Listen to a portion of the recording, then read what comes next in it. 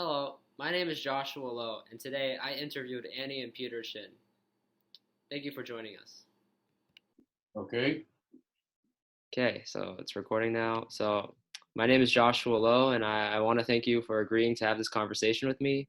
Before we start, I need to confirm that you give consent to being recorded. Let me begin with a brief summary of our project. It's called Project Wisdom, and it's an initiative to interview as many seniors as possible so that we can draw from their experiences to create a roadmap for bettering society in the present and future. After all, those who cannot remember the past are condemned to repeat it. So, first of all, can we hear about you guys? Where'd you guys grow up, and how'd you get to where are you today? So, what's your life story? My life story is I born in China. Then I get some. Then I after the chairman Mao passed away, the Deng Xiaoping chairman was the leader. Then he started to open let the people go to the U.S. Then that's how I come to U.S. After I come to U.S., I go to school for more education. Then right after that, then I get a job. Then when I walk in, I meet this guy.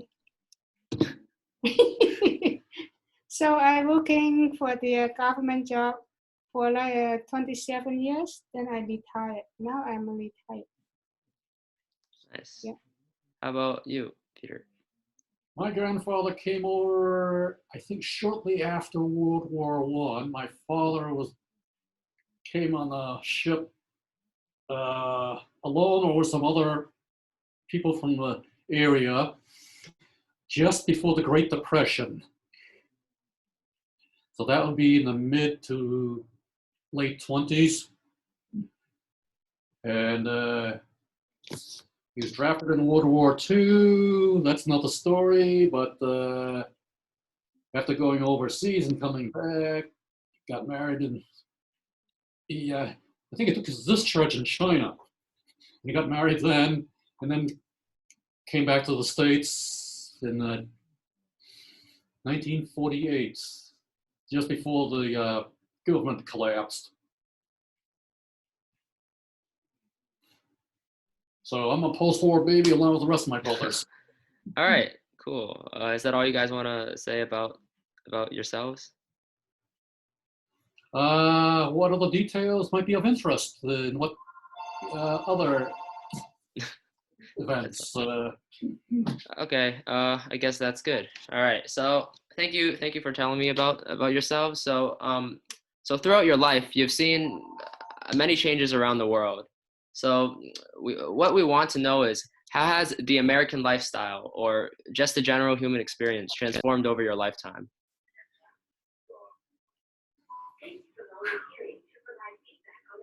Is that the phone call in the background bothering you? No, it's fine. Okay. Well, they attempted to integrate everybody into the American lifestyle back in the 50s when I was born, and some people didn't accept that. Not us, but some of these people who got here before, the Europeans. But most of the people says it doesn't matter. So we open up with everybody, generally, okay? And do you think that's good or bad? The fact that we opened up. Except everybody. It's like Star Trek. You got the green people, the blue people, and I don't know all the people they got in the universe. Cool. All right. So how do you think how's the coronavirus, how's that changed, like, how you see the world, your outlook on life? You watch YouTube, PBS, The Great Pandemic, about 100 years ago, Spanish flu. It's a repeat of the story. Yeah. And what are your thoughts on the government perhaps possibly reopening the country, given the coronavirus affects your demographic the most? Listen to Anthony Fauci, the governor of Massachusetts, governor and mayor of New York. The White House, I don't know. They're a little bit lost. They're in their own universe. Yeah. Thank you. So how is the role of government? Oh, That's good. yeah.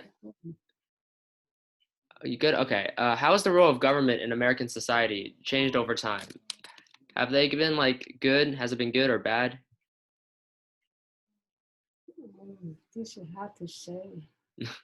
Sometimes good, sometimes bad, and then Let me say, it's expected to roll back and forth, meet in the middles at times. I was surprised somewhere along the line, I was watching maybe one of these PBS shows that Lyndon Johnson originally was a Republican Hmm. until Kennedy persuaded him before the election that you allow the civil rights, I'll help push NASA to move into Texas and Houston and whatever base they have.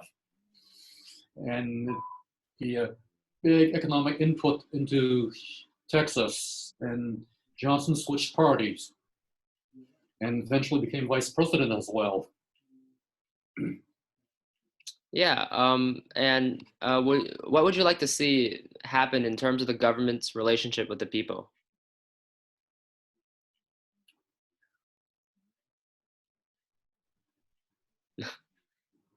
Is a hard question. We need a more that's a tough question. we need a more personable president. Before your time, we had Kennedy, Eisenhower. Yeah. Eisenhower came up from poor Texas. He had a couple failures when he was in the Army as an officer due to difficulties. He learned from that how to better the situation, which enabled him to become the commander-in-chief of the European war effort. Cool. Is there anything else you would like to share about your opinions on the role of government in American society over time? Starting in the 50s and 60s, they tried to help the common people more. And you like that? if you leave them behind, you end up with a revolution. You don't want to do that. Of course, yeah. That's happened with how many European countries and Asian countries? Yeah. African countries, Latin America. Well, not many in Latin America, but because those who hold the power hold the power. Cool. Now we're gonna move on to a couple more controversial questions. Is that okay with you guys? Oh, goody. All right. So first, I want to talk about climate change. So in the news, especially this year, climate change reform is a hot topic, right? And scientists have said that if we don't do anything now, we basically have about 10 years, give or take, before Earth is inhabitable to humanity.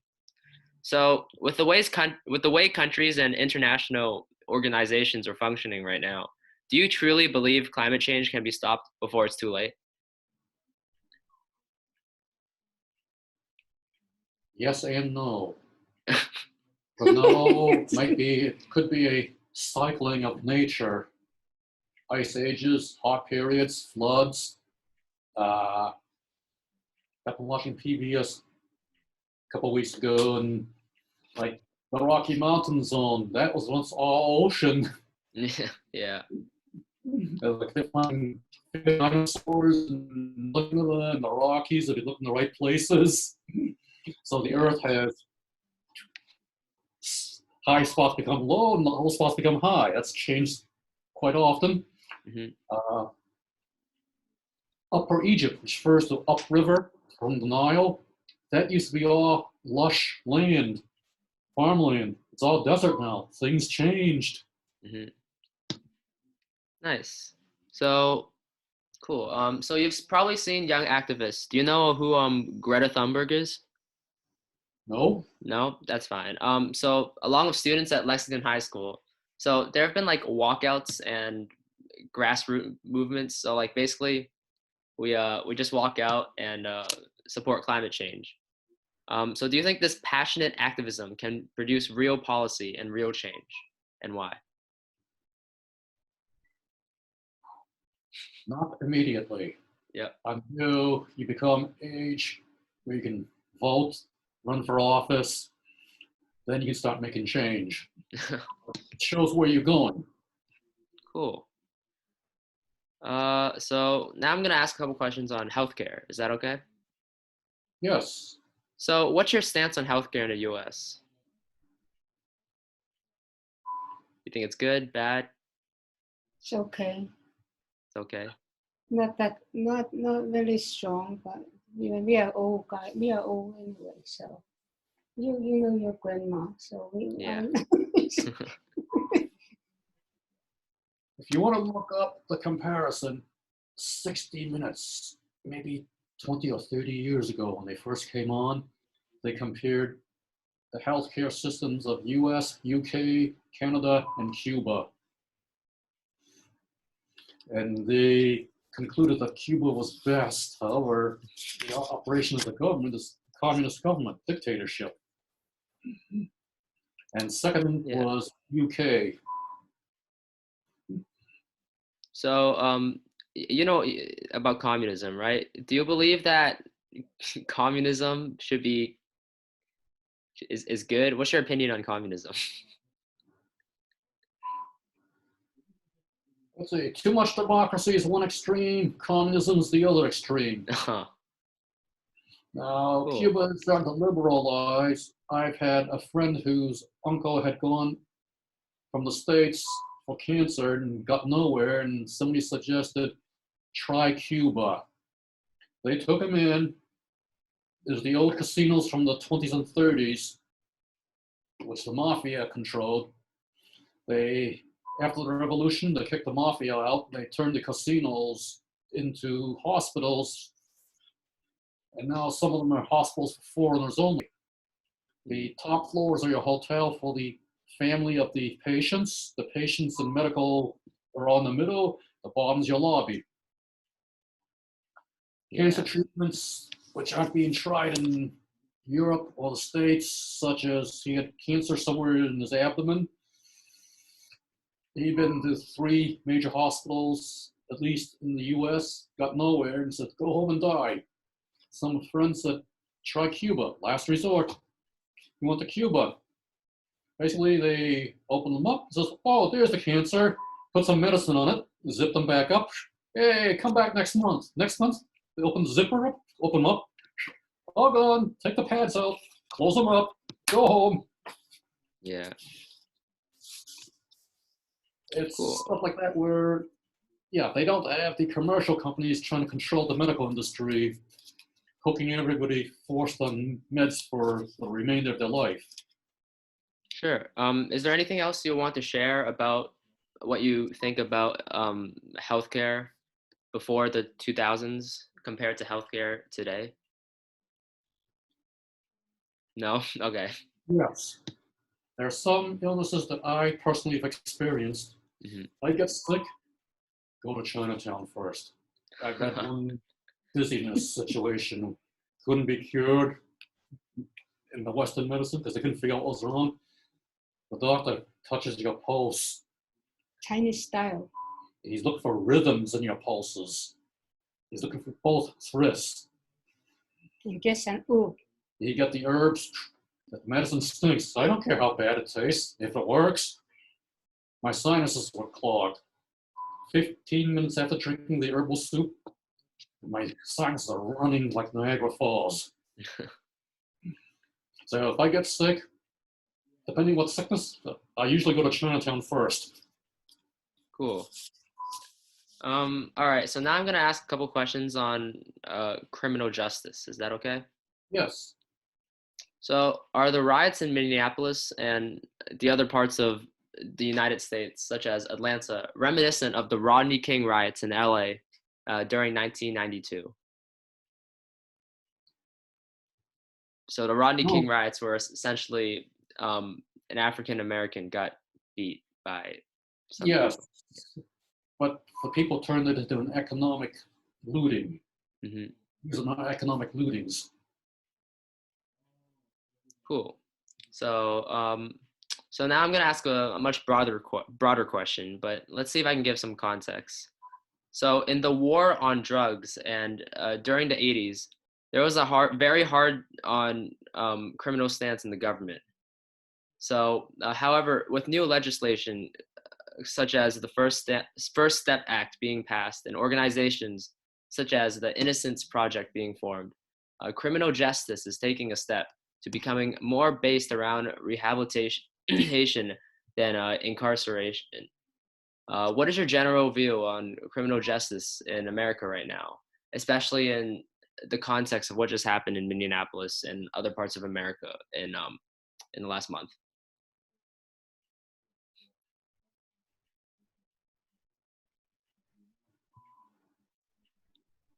I think some cities and communities, the police need to change the tactics from the old ones where beat everybody up, then ask questions later. What's happening? Cool. Is there anything else you would want to share about your opinion on criminal justice?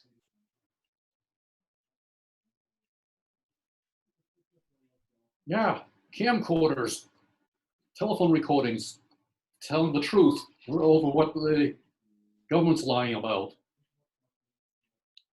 Hey, before your Yeah. time, Nixon, remember him? Hmm. The Watergate tapes? Yeah.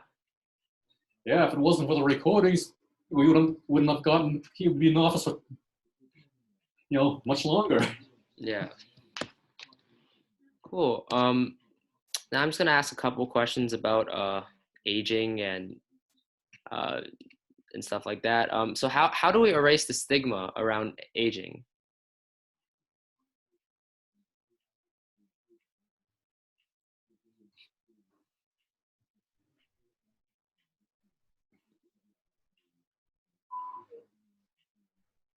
There's no such thing as act your age when you get old. Okay. Cool. You can go, those who can still ski, they ski. Those who still parachute off out of an airplane still do it. Hmm. Actually, now a lot of old people they don't think about the number. What's the age? They just do whatever they like to do. That's It's nice. what you're capable of doing, what you're willing to do. Like I go to the Lexington Center, play ping pong. Some guys 90 years old, they still drive the car and enjoy the play. Play So very good. yeah, so they don't think about the age. Just if you can do it, do it. Yeah, I'm I like still that. on the ladder to the second-story roof. I do it. I hear you. What dangers do you think that society should be warned about today?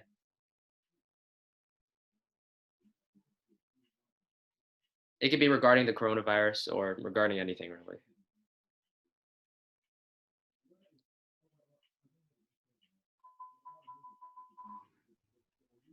Maybe it was George Washington. Watch out for the future government. Take care of it. It could turn bad. Richard Nixon tried it. Cool. Like this fellow from New York City's trying it too. Yeah. So finally, this is the last question.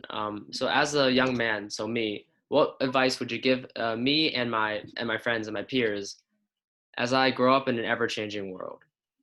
Are there any opportunities to latch on to any wise words of wisdom? And that is, after all, the goal of our project to get information from the older generation.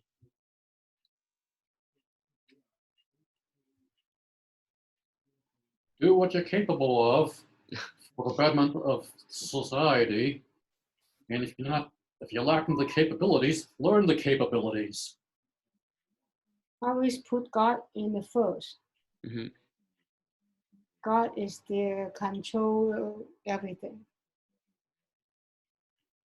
Cool.